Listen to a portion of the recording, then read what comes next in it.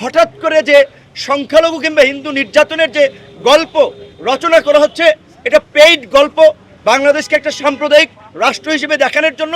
আবার কেউ কেউ কোনো কালো পতাকা কিংবা বিভিন্নভাবে একটা উগ্রপন্থার অবস্থান দেখানোর চেষ্টা করছে। বৌদ্ধ, খ্রিস্টান, অন্যান্য ধর্মের মানুষের এত উদ্বেগ নাই যেটা কিছু হিন্দু নেতারা দেখাচ্ছেন। নতুন রাষ্ট্র বিনির্মাণ করতে রাষ্ট্রের বিভিন্ন সেক্টর, সেটা প্রশাসন, বিচার বিভাগ, নির্বাচন কমিশন এবং রাজনীতিতে সংস্কার প্রয়োজন। সেই ক্ষেত্রে সরকারের দৃঢ়তা কতটুকু? সরকার কি কারো চাপের মুখে তাদের লক্ষ্য উদ্দেশ্য কিংবা জনগণের প্রত্যাশা থেকে পিছিয়ে যাবে কিনা, নাকি তারা স্থিতিশীল থেকে তাদের লক্ষ্য উদ্দেশ্য অর্জনে এগিয়ে যাবে?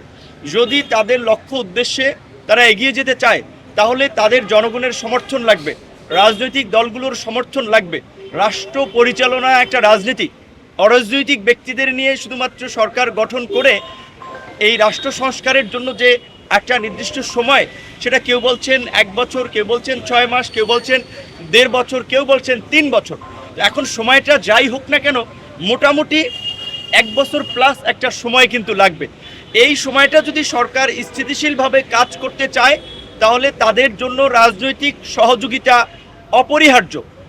এজন্য আমরা প্রস্তাব করেছি যে বর্তমান এই 21 সদস্যের উপদেষ্টা পরিষদের কাঠামো বৃদ্ধি করা, মেজর পলিটিক্যাল পার্টিগুলো সহ গুরুত্বপূর্ণ অংশীজনদের সাথে আলোচনা সাপেক্ষে উপদেষ্টাদের সংখ্যা বাড়িয়ে সরকারের শক্তি বৃদ্ধি করা এবং সরকারকে স্থিতিশীল হয়ে কাজ করা জনগণের প্রত্যাশা পূরণে।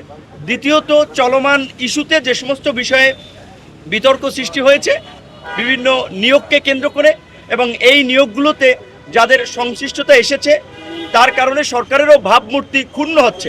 আমরা মনে করি যে প্রফেসর মোহাম্মদ ইউনূসের যে অবস্থান, তাতে বাংলাদেশের মতো থার্ড ওয়ার্ল্ড কান্ট্রির প্রেসিডেন্ট কিংবা প্রধানমন্ত্রীর চেয়ে অনেক উপরে আগেই তিনি চলে গিয়েছেন। কাজে এই সরকারের যে সফলতা এবং ব্যর্থতা, সেটা কিন্তু আলটিমেটলি ডক্টর ইউনূসের মান সম্মানের একটা বিষয় হয়ে দাঁড়াবে। সুতরাং তিনি যদি আমাদের সমাজের সাধারণ সম্পাদক যেটা বলেছেন, তার আশপাশে কিংবা তার সরকারের পক্ষ থেকে বিশেষ করে রাজনৈতিক কোনো ইঙ্গিতপূর্ণ বক্তব্য দেওয়া কিংবা দল গঠনের বক্তব্য আসলে প্রতিষ্ঠিত রাজনৈতিক দলগুলোর মধ্যে একটা সন্দেহ সংশয় তৈরি হবে।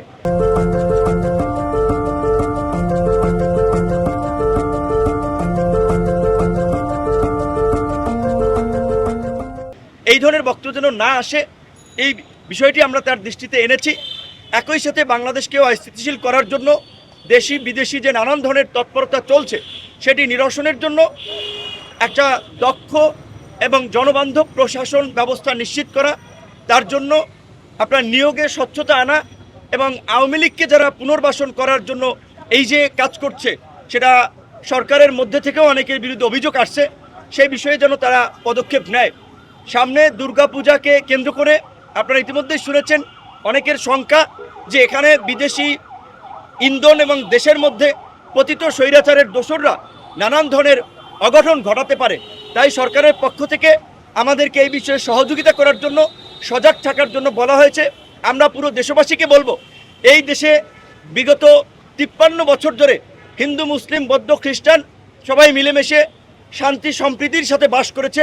হঠাৎ করে যে সংখ্যালঘু কিংবা হিন্দু নির্যাতনের যে গল্প রচনা করা হচ্ছে, এটা পেইড গল্প বাংলাদেশকে একটা সাম্প্রদায়িক রাষ্ট্র হিসেবে দেখানোর জন্য।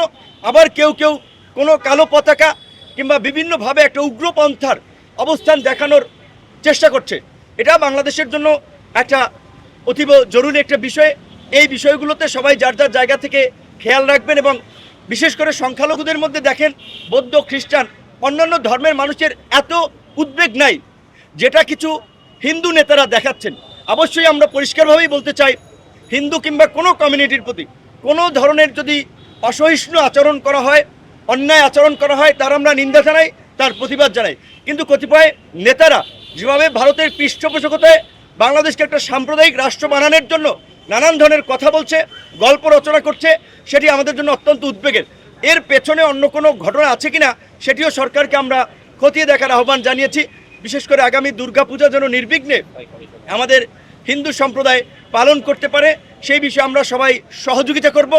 এবং এই যে 6টি কমিশন করা হয়েছে, তারা রাজনৈতিক দলগুলোর সাথে আলাপ আলোচনা করে তাদের কর্মপন্থা ঠিক করবেন। কিন্তু আমরা একটা বিষয় আজকে বলেছি যেটি হচ্ছে যে আমরা মনে করি যে বাংলাদেশের মতো দেশে এই যে ক্ষমতার মোহের পরে যে শাসকরা স্বৈরাচারী হয়ে ওঠে, এটা শুধু শেখ হাসিনা একাই হয়েছেন সেইটা না, এর আগেও তো আমরা সামরিক শাসন দেখেছি।